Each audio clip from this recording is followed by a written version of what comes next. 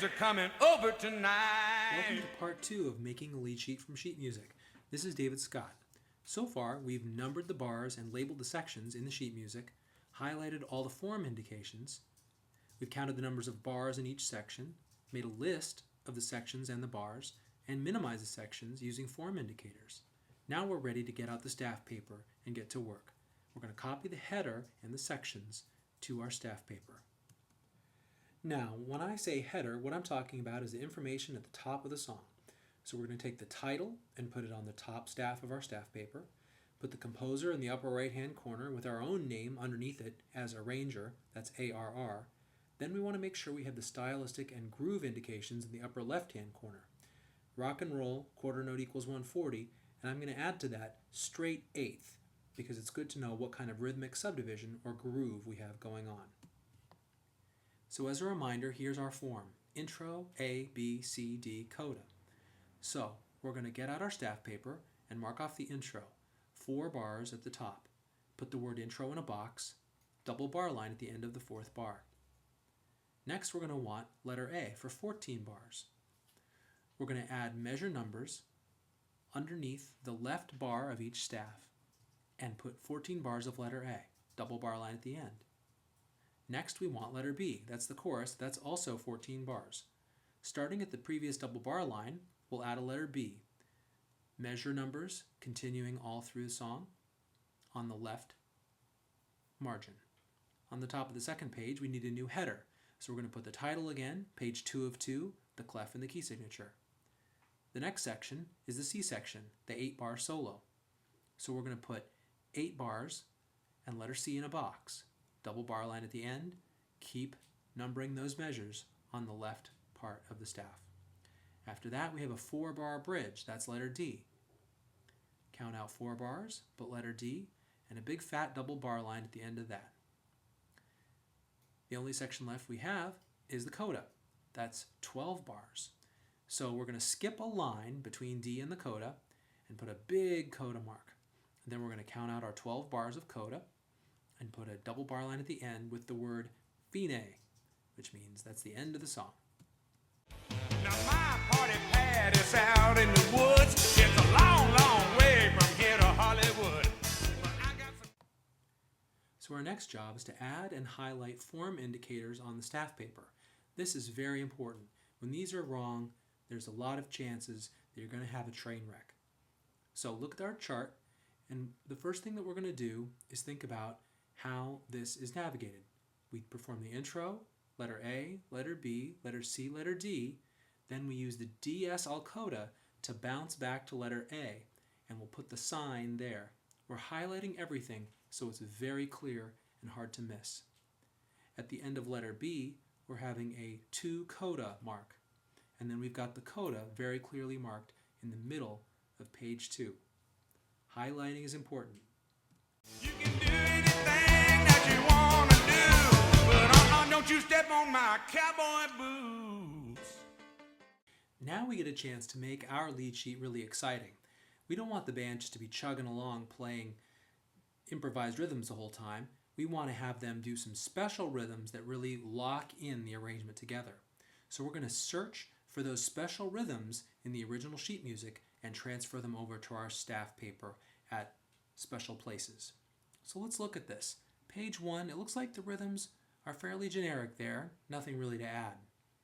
But on page 2, we can see in the left hand of the piano reduction, there's a hit in bar 11 and 12 of that 14-bar section. We'll be sure to capture those. On page 3, you can see there are also hits in bars 11 and 12 of the B section. And that's going to happen the first time and the second time, and even the third time in the coda, bars 11 and 12. So we'll be sure to grab that. Let's see the 4th page. I don't really see anything that interesting there. So now let's transfer this to our lead sheet. I count out the bars and find the 11th and 12th bar in letter A, and I copy those rhythms, only I'm using rhythmic notation. That's a note that looks like a slash. It doesn't tell the band what note to play, it just tells them what rhythm to play it in. I also go down to the bottom of letter B and find bars 11 and 12.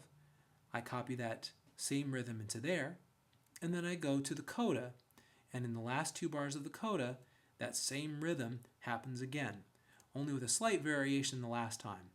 Instead of a rest on one and 2, we have rhythms of an eighth note, a quarter note, and another eighth note tied to a half note with a fermata over it. We'll add these in so the band will have some concerted rhythmic figures to play all together, which will add a lot to the excitement of this performance. Hey, hey, this is Rockin' Randall Hank, ready to get the summertime started. Now we're going to add chords and time slashes to our staff paper. Now the chords we're just going to copy straight from the top line of the sheet music next to the tablature. We don't need to copy the guitar tablature, just the chord symbols. The time slashes are indications to the band of where the beat is, and they're supposed to improvise in the style of the song in that rhythm. So I've started with the intro in letter A, filled it in with chord slashes and chord symbols. Being careful, of course, not to fill in where we've already added rhythmic figures. Letter B, letter C, letter D, and then also the coda. So at this point, every measure in the entire chart should be full of something, either chord slashes or rhythmic figures that denote concerted rhythmic figures. You'll also notice that if there are more than one bar with a single chord, you don't have to write the same chord over and over and over again. However, when you go to a new staff, you want to make sure that you write the chord again. You don't want to have to ask an instrumentalist to have their eyes go back up to the previous staff just to see what chord they're supposed to be playing now. So any chord that's held longer than 4 bars or goes across a line, make sure you write that in again.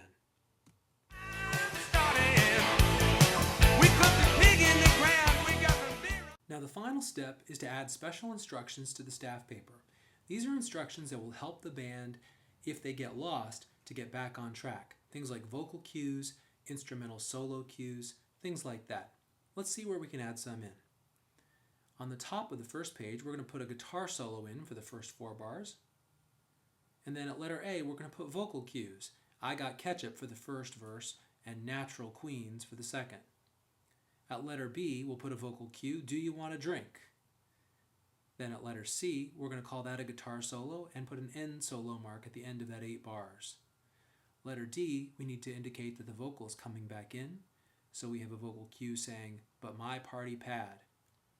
Then we'll add one more lyric cue at the coda.